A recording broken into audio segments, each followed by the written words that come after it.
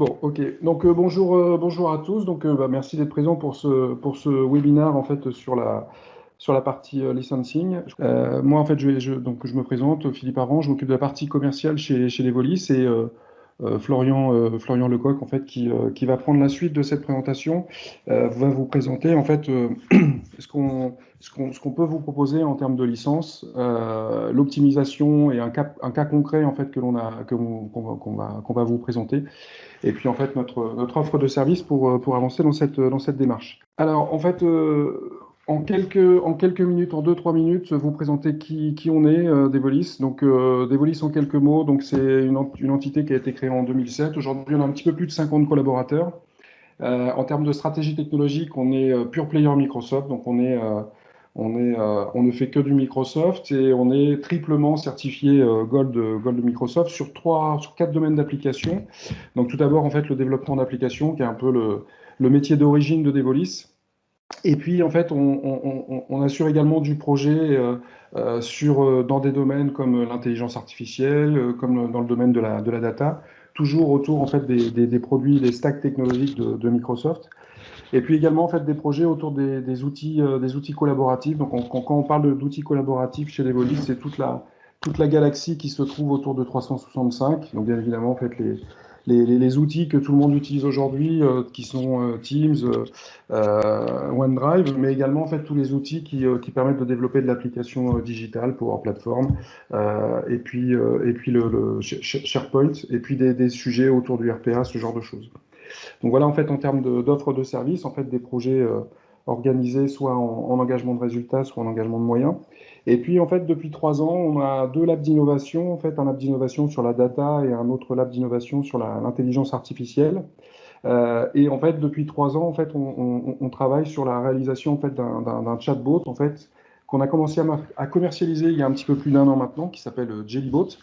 Et je vous en parle aujourd'hui. Pourquoi? Parce que c'est un événement important pour nous. Sachez qu'on a été sélectionné en fait, la région et le réseau NWX en fait, pour représenter la Normandie au salon Viva Technologie et présenter en fait, notre solution en fait, de chatbot pour en fait, les clients de Viva Technologie. Périmètre géographique, donc la Normandie, l'Aquitaine, l'Île-de-France. En termes de valeur, en fait, qu'est-ce que signifie cette notion de qualité pour nous? C'est surtout et avant tout en fait un esprit d'équipe. Donc cet esprit d'équipe, on va le cultiver par rapport à un haut niveau de recrutement et puis une politique de ressources humaines de fidélisation. En ayant toujours en fait une démarche auprès de nos clients et de nos prospects en fait d'innovation permanente pour donner en fait entre guillemets à nos consultants en fait des projets qui soient le plus technophile possible parce on aime la technologie, on est des passionnés de technologie.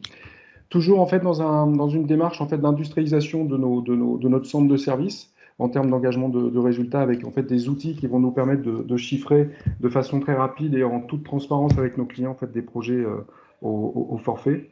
Et tout ça en fait en gardant en fait une satisfaction, une qualité de delivery qui nous permet en fait aujourd'hui d'avoir un panel de clients relativement important. Donc je vous ai tout à l'heure parlé de Microsoft. Donc on a également en fait on a quelques partenariats avec d'autres acteurs technologiques. Et puis en fait on est organisme de formation et crédit d'impôt recherche. Donc on est agréé pour le CIR. Et je vous l'expliquais tout à l'heure, en fait, Viva Technologies, ça vient aussi par le biais de notre réseau et l'écosystème numérique où en fait on est très actif, puisqu'en fait on fait partie de quatre domaines numériques au niveau de la Normandie. Et enfin, pour terminer, en fait, comme vous le savez tous, puisque vous participez au webinaire aujourd'hui, tous les jeudis, en fait, on organise en fait un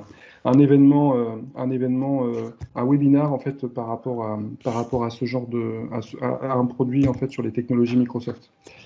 Donc voilà, en fait, moi j'en ai fini de mon côté. Après, en fait, je vais laisser donc Florian prendre la parole et n'hésitez surtout pas en fait à poser vos questions par le biais du chat ou après en fait la présentation de Florian. Le but en fait, c'est d'assurer un échange avec vous et de répondre à toutes vos questions. Voilà, je te laisse la parole, Florian. Je vais me présenter pour ceux qui ne me connaissent pas.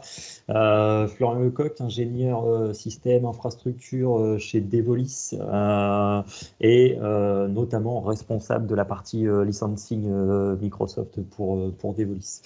Donc l'idée de ce webinaire aujourd'hui, de ce court webinaire, c'est de vous présenter un petit peu ce qu'est le licensing Microsoft, si vous n'en avez pas du tout connaissance, et puis de voir un petit peu ensemble comment optimiser le licensing si vous avez déjà fait l'acquisition de licence auprès de Microsoft ou auprès d'un partenaire. L'idée, c'est de vous proposer, nous, des services autour du licensing à des fins d'optimisation, et puis que le sujet des licences soit un petit peu plus clair pour vous et qu'on puisse vous apporter notre aide sur ce type de sujet. Hop, je vais passer à la deuxième slide. Le licensing Microsoft, c'est quoi? Licensing Microsoft, c'est un sujet très vaste. On peut parfois s'y perdre et facilement s'y perdre. C'est un petit peu une nébuleuse, et puis voilà, si on n'a pas les compétences, les connaissances nécessaires, ça peut très rapidement devenir un gros casse-tête. On a plusieurs types de licensing chez Microsoft. Donc comme c'est noté en achat unique, donc là on achète des licences de manière unitaire au format, ce qu'on appelle vulgairement au format boîte, où on va acheter la licence, la payer d'une seule traite, et on dispose de la clé de licence pour le produit qu'on aura sélectionné, par exemple un pack Office ou une licence Windows 10 par exemple. Cet achat-là se fait dans le domaine professionnel, mais aussi à titre particulier. Vous allez à la Fnac, vous achetez votre licence, vous payez et vous disposez de votre clé de licence, vous installez votre produit. Voilà le fonctionnement bête et méchant. Ensuite, on a ce qu'on appelle les contrats open, où là, on va pouvoir faire l'acquisition de licences, ce qu'on appelle en volume, où là, on va directement contacter Microsoft ou un partenaire revendeur pour faire l'acquisition de licences en volume, comme je l'ai dit, où là, on aura une clé de licence pour l'activation d'un produit qui va pouvoir être utilisé plusieurs fois. Par exemple, vous pouvez commander une clé de licence pour l'activation de 300 packs Office 2016. Et là, vous faites un paiement soit via le partenaire revendeur, soit directement auprès de Microsoft. On a différents types de contrats open en fonction du type et de la taille de structure. On a des open, par exemple, pour l'éducation. On a des open pour les infrastructures standards, des entreprises privées. Et on a aussi des contrats pour la partie publique et des associations. Différents types de contrats open, donc on a aussi de l'achat ce qu'on appelle l'achat en one shot, où on paye comptant la licence, les licences, ou alors on a des contrats sur 2 ou 3 ans, où là on va payer de manière annuelle le renouvellement des produits. Donc là pareil, c'est en fonction des besoins et en fonction aussi de ce qu'on souhaite mettre en place dans l'entreprise. Et enfin, le dernier modèle qui a fait son apparition, qu'on appelle le modèle CSP, donc pour Cloud Solution Provider, c'est un modèle de licensing qui repose sur un mode abonnement avec une souscription ou un achat de licence auprès de partenaires revendeurs de Microsoft. On peut aussi faire du CSP directement auprès de Microsoft. On va sur le portail de Microsoft et on fait l'acquisition d'un abonnement directement auprès de Microsoft, mais comme on va le voir par la suite, c'est un petit peu le modèle que Microsoft souhaite sur lequel souhaite mettre ses partenaires en responsabilité. C'est la slide suivante. Donc, comme je le disais, juste sur la slide précédente, on a une évolution du mode de vente qui est envisagée par Microsoft, où on va au fur et à mesure délaisser le contrat open pour passer sur du CSP. Microsoft, en fait, donne vraiment beaucoup plus de responsabilités à ses partenaires revendeurs. Donc, il faut vraiment être que le revendeur ait un partenariat officiel avec Microsoft pour être déclaré en tant que Cloud Solution Provider. Donc, l'évolution du mode de vente, pourquoi? Puisque actuellement, maintenant, la plupart des produits qu'on achète dans le domaine de l'informatique, et je pense que vous pouvez le voir sur la plupart des produits IT que vous consommez, entre guillemets, on est passé maintenant sur du mode abonnement, donc avec un paiement mensuel ou un paiement annuel, mais généralement c'est du paiement mensuel. Et donc la plupart des produits qu'on retrouve dans le domaine de l'IT ont un mode de paiement de cette manière. Donc Microsoft fait fait également la même chose avec de l'abonnement. Hein. C'est tout simplement pour faciliter l'acquisition des licences et puis pour avoir une gestion un peu plus claire des licences.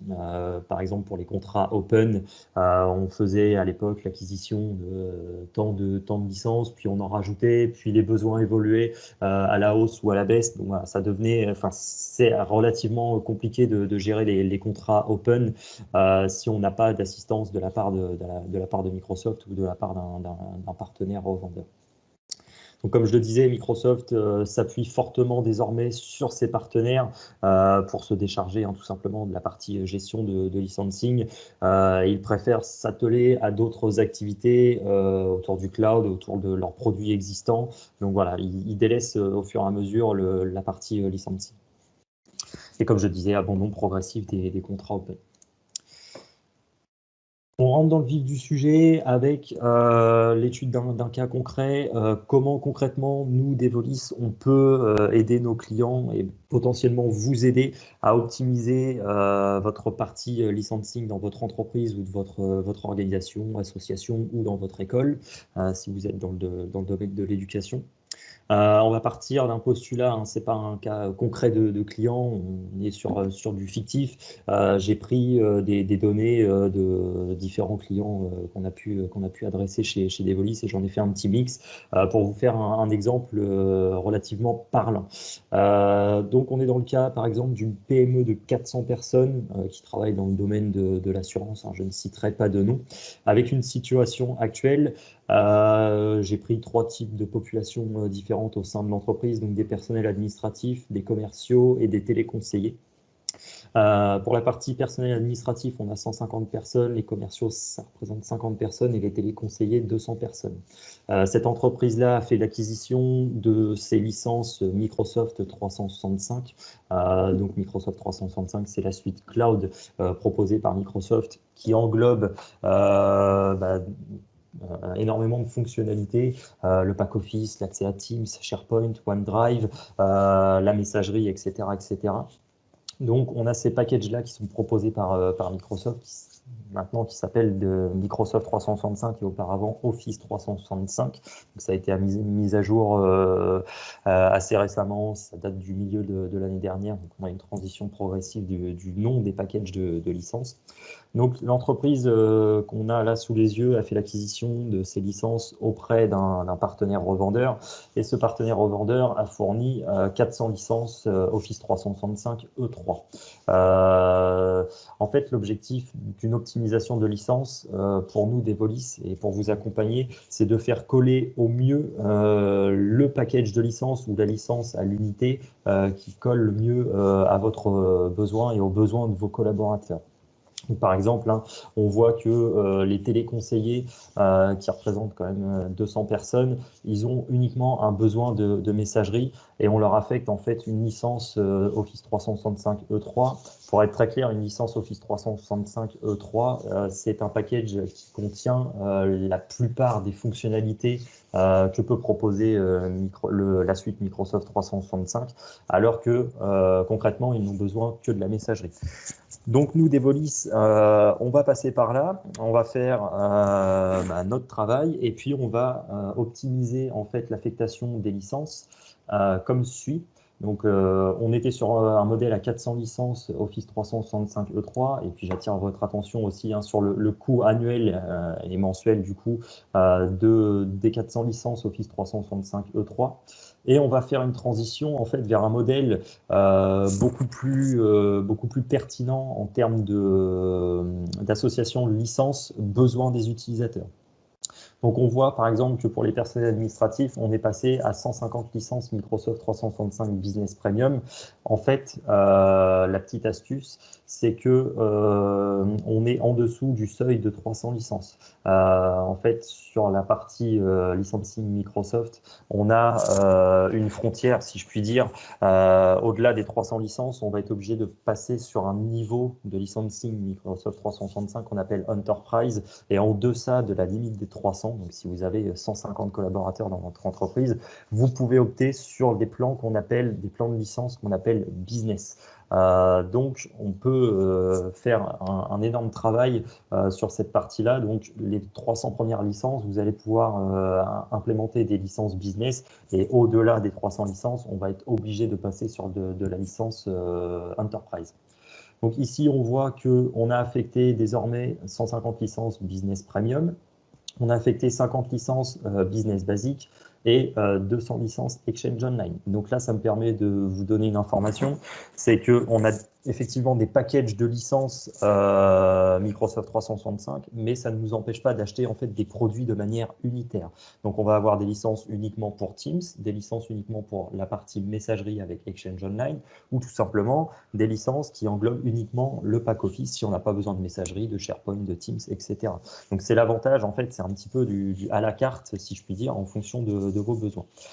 Donc on voit qu'on a largement réussi l'optimisation puisque on est descendu, on a diminué de moitié le coût de licensing à l'année.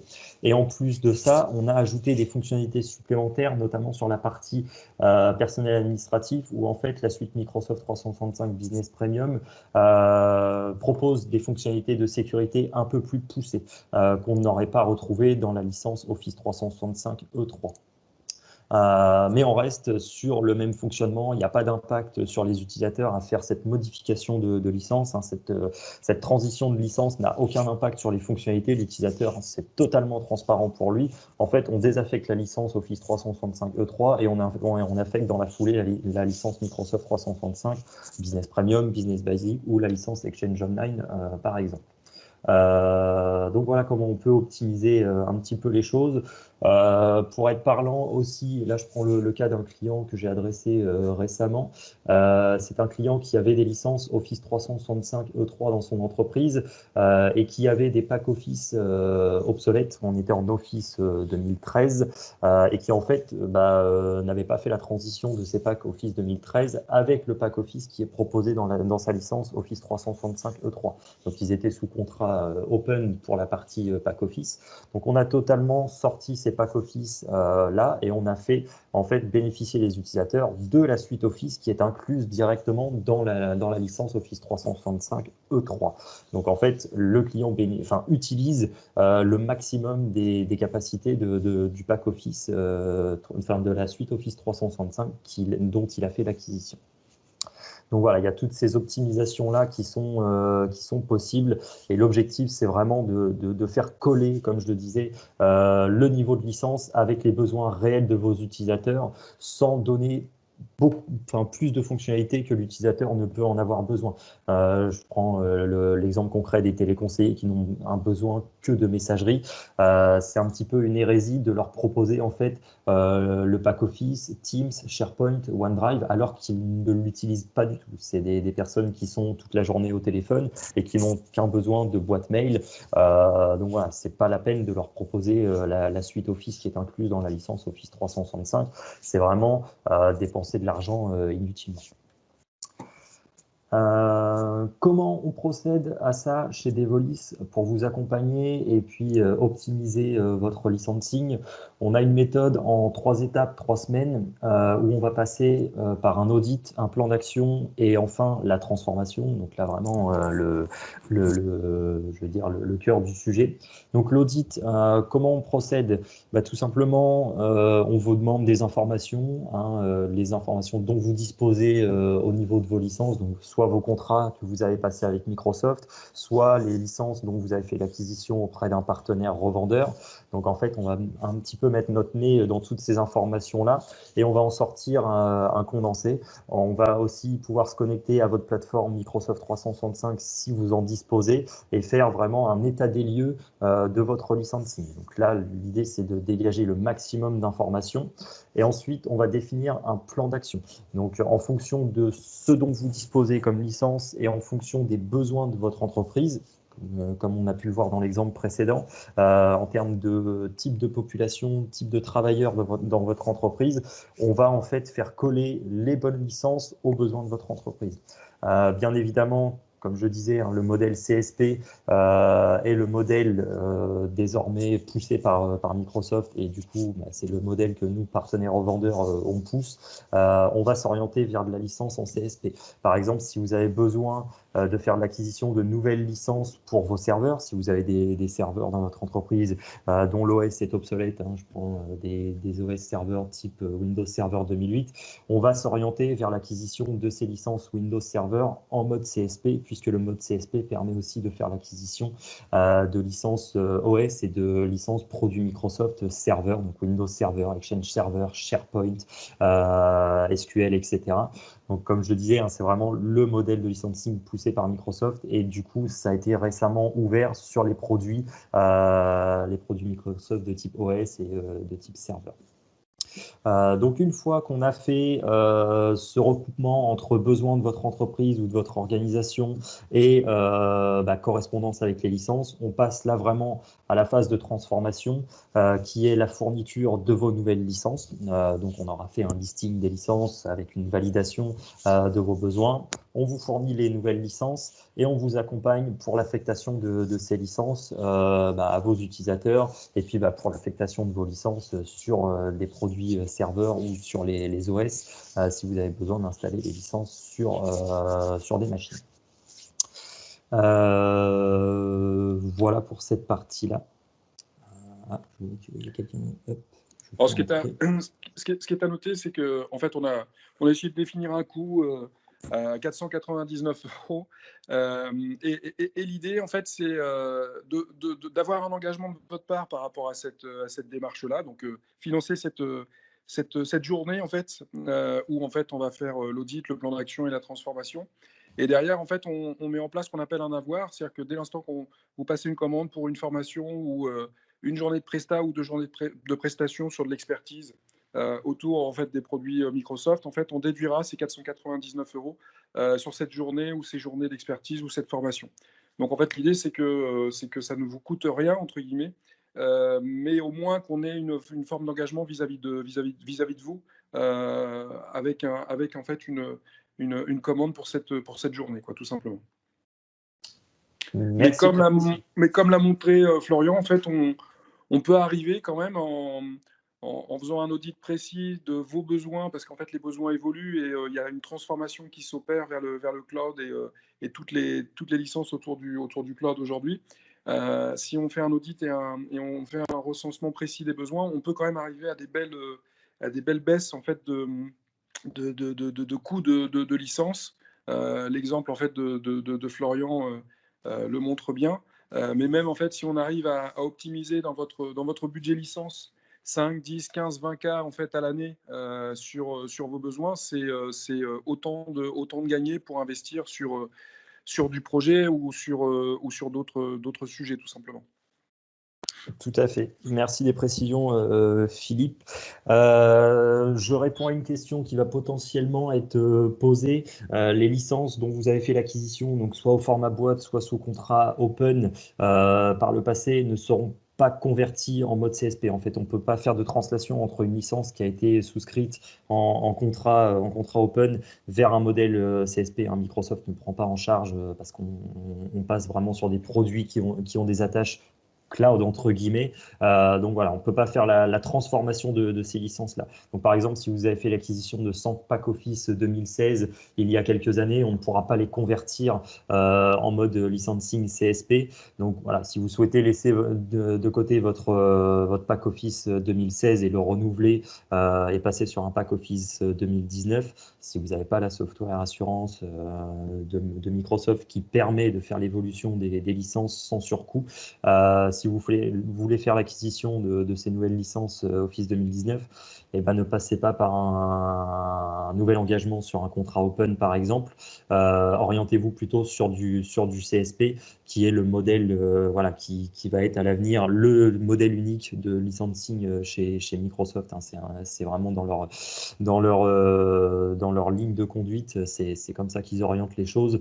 Donc voilà, si vous avez dans l'idée de faire des modifications de licence, des évolutions de licence, consultez-nous, on pourra vous accompagner et vous guider sur le bon modèle à adopter. Et ça peut être aussi l'occasion pour vous d'apporter des fonctionnalités supplémentaires à vos utilisateurs sans forcément avoir de surcoûts supplémentaires. Donc voilà, après on part sur un modèle d'abonnement. Ça peut faire peur, on se dit voilà, je préfère acquérir mes licences en one shot, je paye les licences, elles sont à moi, mais il faut aussi voir que il y a ces nouveautés qui arrivent, ces évolutions, et on voit bien que les évolutions sont assez nombreuses et maintenant assez fréquentes sur les produits que peut proposer Microsoft.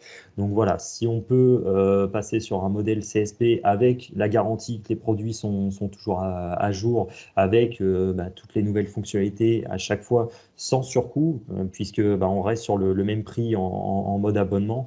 Voilà, donc c'est à réfléchir et nous, on peut vous accompagner autour de toutes ces questions-là que vous pouvez vous poser. Je vois que l'heure tourne, donc je vais essayer d'avancer rapidement.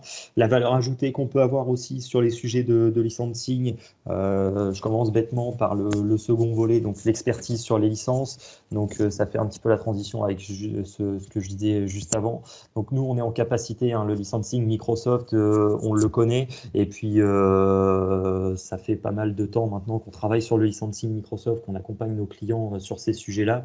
Donc on est en capacité de vous accompagner si vous avez des questions et si vous avez la volonté de faire évoluer vos licences au sein de vos organisations. Il n'y a aucun problème là-dessus. Et puis, on peut aussi vous laisser le choix soit de manager en fait vos licences pour vous. Donc là, on pilote vraiment, on prend en charge la gestion de vos licences, l'ajout, le retrait des licences pour vos utilisateurs. Donc ça peut être parfois chronophage pour vous, donc vous pouvez déléguer tout simplement la gestion de ces licences à Devolis, ou bien vous êtes en totale capacité de gérer vos licences, donc l'ajout, le retrait de licences, ajout de nouveaux types de licences. C'est comme vous le souhaitez. En fait, on peut vous donner un accès à notre portail qui vous permettra de manager vos licences, et vous avez une facturation mensuelle en fonction des usages que vous avez. Donc, par exemple, si le 15 du mois, vous ajoutez 3 nouvelles licences Microsoft 365 Business Premium, et bien à la fin du mois, vous aurez sur votre facture ces 3 licences qui seront ajoutées avec un prorata au prix, puisque vous n'avez pas payé le mois complet. Donc voilà, on peut vous laisser on peut vous proposer ces options-là. On est totalement flexible. Et puis c'est le modèle de toute façon de licensing de Microsoft, le modèle CSP, c'est aussi apporter de la flexibilité aux clients de licence. Et je le répète, un appui très très fort sur la partie licensing auprès des partenaires revendeurs comme nous le sommes, puisque Microsoft se décharge de plus en plus de la partie gestion des licences. Voilà, merci Florian, il est Voilà. 10h30. Oui. Est-ce qu'il y a des questions sur le chat? Non. Non. Donc voilà, en fait, on en a terminé de ce petit webinaire sur la partie licensing. N'hésitez surtout pas à nous contacter si vous souhaitez enclencher l'action qu'on vous a présentée ce matin. Et puis, écoutez, on vous souhaite à tous une bonne journée et puis à la prochaine fois sur un prochain webinaire, puisqu'en fait, on en fait tous les jeudis. Voilà. Merci à vous tous. Merci Très bonne à journée. tous. Bonne journée. Au revoir. À bientôt. Au revoir. Au revoir.